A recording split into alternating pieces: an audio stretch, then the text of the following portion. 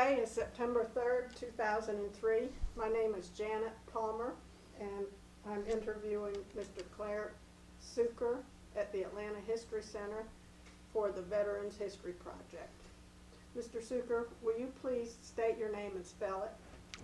My name is Clar Cukor, C-U-K-O-R. Given name is Clarence. First name is, I use Claire because I was raised on the southwest side of Chicago, and Clarences do not last long there. So Claire became protective coloring 60, 70 years ago. And what was your date and place of birth? September 28th, Detroit, Michigan, 1925. Okay, and during which war did you serve? World War II. And what was the branch of service that you were in, and what was your unit number? Aviation cadet. I was inducted as an aviation cadet, and I was discharged as an aviation cadet, which alone is kind of unique. Tell me a little bit about your background and what you were doing prior to going into the service. Prior to going into the service, I was attending the University of Chicago. I had done my first year, and I had just turned 18. And obviously, I wasn't going to take the chance on going into the infantry, so I volunteered for the Air Force. And in my group, we were mostly 18-year-olds. There were a few older members of the group, and we'll hear more about them as we talk later. How did you feel about going into the service? Well, of course, it was, it was all, a big lark, and the feelings were running high because of Pearl Harbor. Naturally, we were all very patriotic. And when was that? When did you join? September, October of '43. Okay. And after you joined, where did you go for basic training? For basic training, we went to Greensboro, North Carolina. And what was rather interesting, toward the end of basic training, a clerk at Maxwell Field in Alabama literally looked behind his desk and found a list of 250,000 pilots the Air Force forgot they had. So they literally shut down pilot training at that point. Now, all of us were destined to be pilots, but now with pilot training closed, the high command saw this big mass of raw material, and they wanted to get their hands on it. The Air Force wasn't about to let that happen. We could pass Air Force physicals, so they decided they were going to hide us and keep us from the hands of the high command, is literally what it amounted to. The first thing they invented was a so-called college training detachment.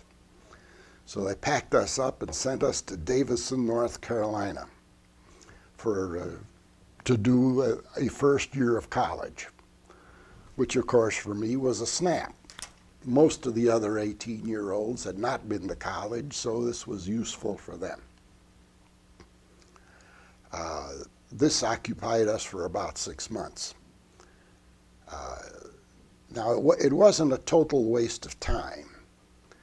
We had a history professor who lived in the Piedmont, and his forebears for 5 or 6 generations lived in the Piedmont. So he took it upon himself as his basic mission in life to teach us Civil War history from the Southern point of view. And it was well done. The man was superb. An interesting vignette, Davidson is a church-related school, and their top student in their in the civilian end of things, also happened to be the White Lightning runner and would make a run up into Tennessee every couple of weeks to take care of our libation needs. After college training detachment, they sent us off to Moody Air Force Base for so-called on-the-line training. Moody Air Force Base is in Valdosta, Georgia. The man that was running Moody Air Force Base was the colonel that had been running Hickam Field when the Japanese hit at Pearl Harbor. He had been demoted to his permanent rank of colonel, and of course he was now running Moody Air Force Base. My introduction to him was cute. The train arrived in Valdosta. I literally had 1 foot off the train. The colonel was standing out in front and simply said, "Can anybody type?" At that time, I hadn't learned the lessons about volunteering quite yet, so I could type. He walked over, pinned cadet colonel bars on my shoulder, and said, "They're yours," and he walked off. Literally. I now had a trainload of fellow aviation cadets, and we had to find a place for them to stay and had to find the supply room and da-da-da-da-da, which we did. He regarded us as a labor pool. Moody Air Force Base had a contingent of German POWs, and the German POWs ran all the KP at the base. That is, until we arrived. When we arrived, the German POWs were allowed to luxuriate, and we were given the opportunity to learn mess management, which is the Air Force way of handling KP. Since I was the cadet colonel, it was my duty to assign various of my friends to jobs. So we learned very early in the game how to make the game work for us. Now, sick call in the Air Corps is typically around 8 o'clock in the morning. I ran my sick call at 7 in the morning. And for some strange reason, all the people that were on sick call always wound up with the dirtiest jobs, which meant that they never got done.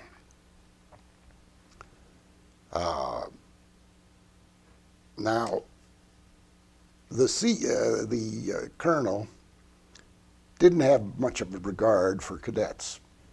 He regarded us as raw material, and that's all. And we wanted to change his mind, so one day we ran a little competition. We had the top mechanic on the airfield, an old line master sergeant, disassemble a P-47 radial engine. One of my crew did the same, except he did it blindfolded. He beat the master sergeant. After that, things eased up a little bit at the field. The young man who did this had been working at LaGuardia Airfield, and he was one of the top mechanics at LaGuardia prior to his induction into the service. We had some other interesting people in our group. One young man had come out of the Merchant Marine. This young man had made the run to Murmansk something like 10 or 11 times, and he never got to Murmansk. Every ship he was on was torpedoed. The last one was torpedoed in the North Atlantic in the middle of winter. This young man was saved by a flotilla of ships that came by 30 days after the sinking. Now, he survived 30 days in a little rubber raft in the North Atlantic. To this day, he doesn't know how he survived. He didn't have any frostbite. It was just an amazing occurrence. He was our front man. Every time we got ourselves into trouble, we'd push him up front. And of course, it was very difficult for retribution to rain very heavy upon us in the face of all these ribbons that he wore. The field was run by, as I said, by the colonel who had been in charge of Hickam Field. He was not very highly regarded by us. This man had a Nash as a staff car. His staff car was equipped with cameras, and his avowed mission in life was to make every whack on base. We learned about this because I had one of my boys who was very interested in photography, so I got him assigned to the photo lab. Naturally, when the colonel got his set of pictures, we got a set. Finally, after a year in the service, we did manage to get some leave. What did you do when you went on leave? Well, I went back to Chicago, obviously, which was home for me. And Chicago at that time was marvelous, because if you wore a uniform, there was no way you could spend money in Chicago. It didn't matter what. If you got into a cab, the fare was picked up. You went to even the finest restaurants in Chicago. You go to the Black Hawk, the bill was paid. It was a lovely town to have a leave. Eventually, they decided they were going to transfer us from Moody to Dothan, Alabama. Now, our colonel of our field had a pet cannon, which he fired off every night when they took the flag down. He knew that we were going to do something as a parting gesture as we left Moody, so he put armed guards on the cannon. We staged a fight, managed to pull the guards off the cannon, and then very gently lowered it into the bottom of the swimming pool. That was our parting gesture to him. Eventually, we found our way to Dothan, Alabama. When was that? When did you go to Dothan? Dothan would have been probably late 44. And Dothan, as far as I'm concerned, and to this day, I consider a hellhole.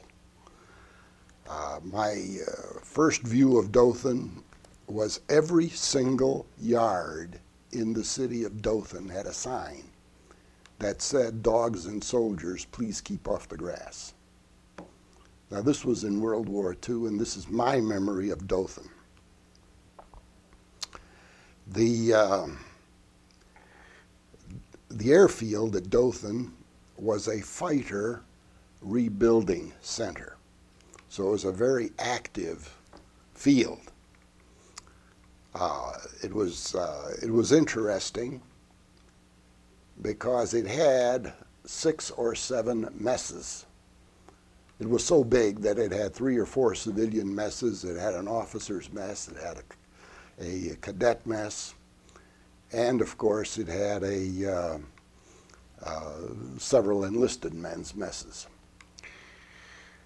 The messes were run by an old master sergeant who was beyond the age of retirement, but he had come back to serve during the Second World War. His claim to fame was he was Hap Arnold's crew chief in World War I. Needless to say, the messes at Dothan, Alabama were well run and well supplied. Uh, now,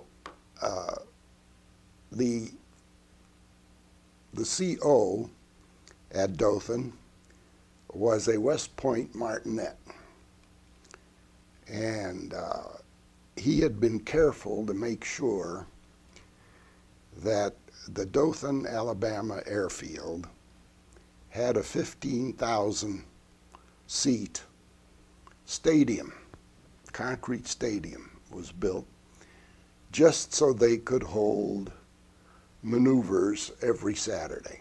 They would shut down the entire field, and everybody there was supposed to show up and participate in this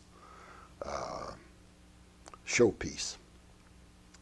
And of course, there isn't much going on in Dothan, Alabama in 1944, so all the citizenry would come and view the goings-on. Now, our group was kind of interesting. One of the members of my group was an old line master sergeant from the infantry, and he taught us how to march. And we could put on a show if we felt like it. And when things were tough, why, we'd put on a good show.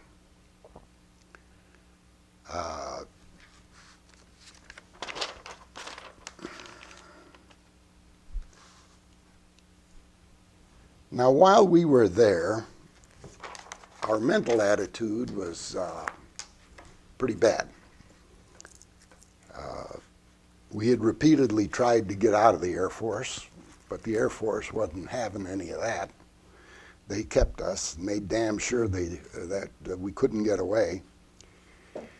And so now cadets normally wear an officer's uniform, except wherever the uniform has officer's insignia on it.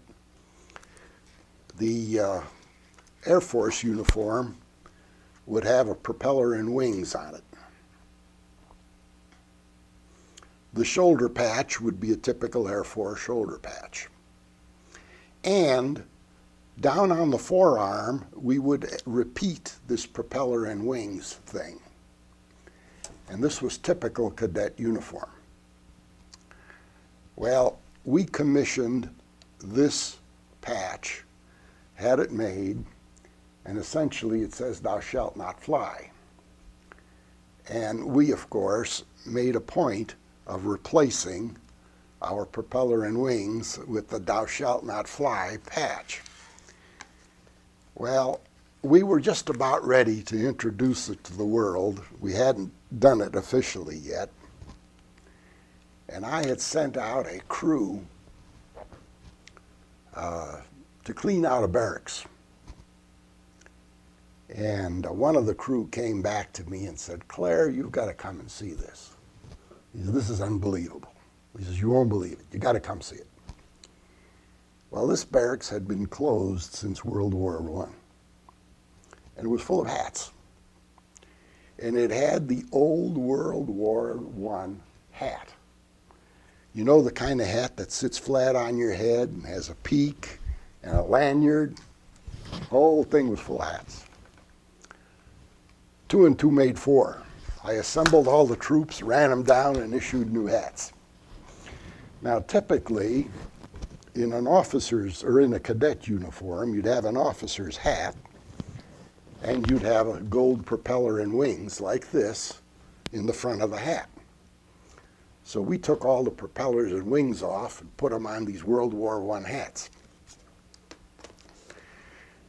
Almost at the same time, it was within minutes of this happening, one of my other friends came rushing back and said, now this young man was in the message center. And he was an interesting young man because in civilian life, he worked for the mob in Chicago.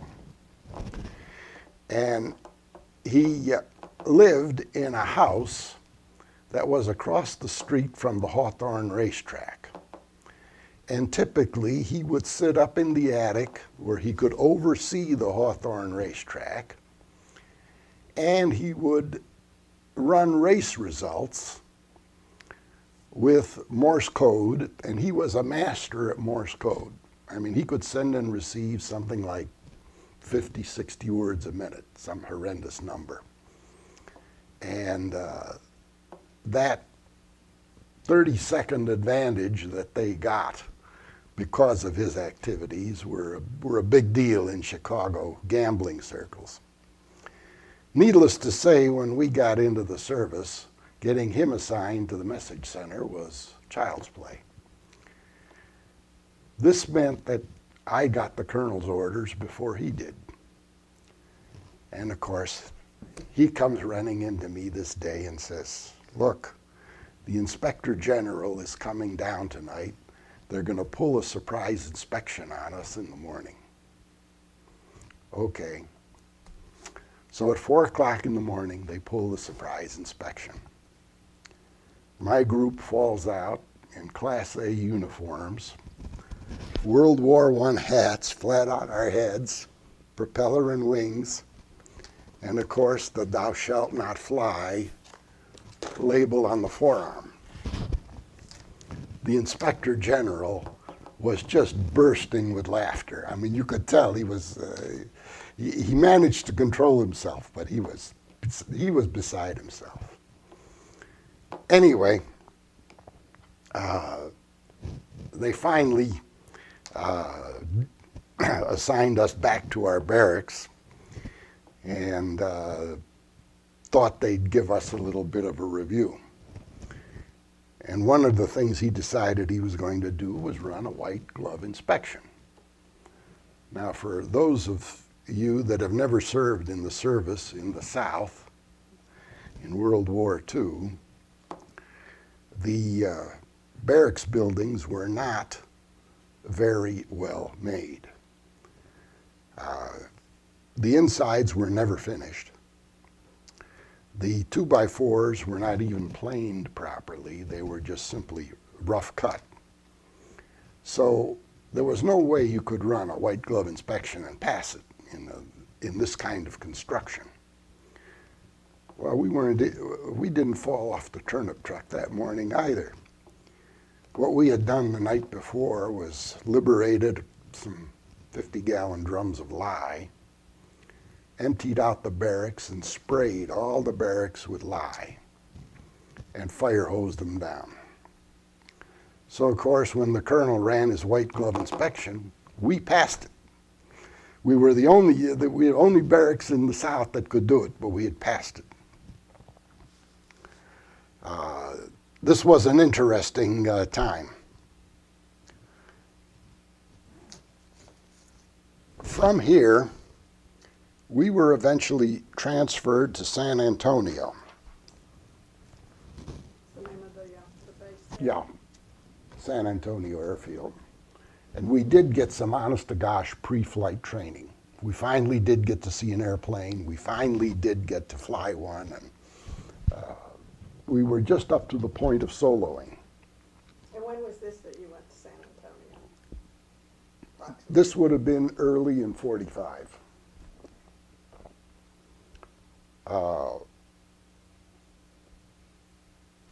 Now, we'd gone through some of this training. By now, it was close to, well, it was late summer of '45, and the war was winding down. So the general assembled all of the cadets, and he started out by saying, you know, we're going to discharge everybody according to the point system. And we had men coming from overseas that had 150 and 200 points and that kind of thing.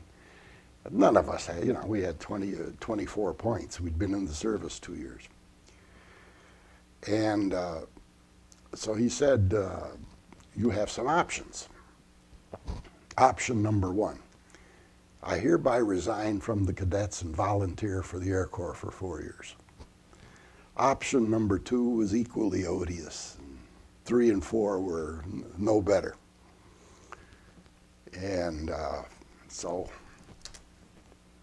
I said, General, I introduced myself, and I said, I'm not interested in any of these. And he said, you will sign one of them. I said, I will. He said, yeah. I said, okay, I'll be happy to. I signed it, and over my name I put down signed under duress. Immediately, all the cadets did the same thing. Well, the general went berserk. He just went crazy. And they immediately ran us back to the barracks and put us under armed guards and so on. Along came another one of my friends. This young man was from Oklahoma. His grandfather had been in the great Oklahoma land rush. Remember when they fired the gun and all the settlers ran out and claimed their land? Well, he was in that. And he was an attorney. In fact, he was the only attorney in the Oklahoma Territory. So, as he lived his life, and as he functioned as an attorney, he got paid off in chickens and vegetables and occasionally a piece of land. To make a long story short, he wound up with pieces of land all over the state of Oklahoma. Eventually, they found oil. Naturally, he was sitting on lots of it. His grandson, who was in my group, every month would get a check from Exxon for $10,000 to $12,000 for his share of the royalties coming from the land. So he had money. Okay, here we are in the San Antonio barracks. We're confined to quarters. He and a couple of his friends sneak out that night, get past the guards. They go into town, and in the next 2 days, full-page ads appear in major newspapers scattered around the country. He had the money, he had the resources to do this. Within a week, we were all at discharge centers. And that's the sum total of this story. Where did you go after you were discharged? Back to the University of Chicago to finish my education. Did you use the GI Bill? Yes, I did. Yes, I did. How do you feel that this has affected, do you feel like this has affected the rest of your life as far as being in the service? Well, during that time? Or how? yes, because prior to that, remember when I went into the service, I was an 18-year-old bookworm. I had no idea in the world what the world was like. And I was totally insulated from all that. Well, here I had 2 years of growing up, and I had some good teachers. It was a marvelous experience. The GI Bill was fantastic. It was the best thing this country ever did for its citizenry. And why we've never done that since is beyond me. That should be a rite of passage for every single high schooler in the nation.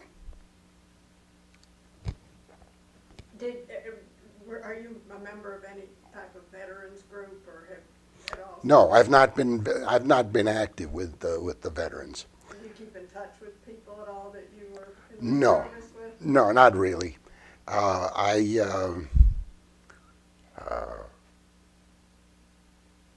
have been active with high schoolers since my retirement, and we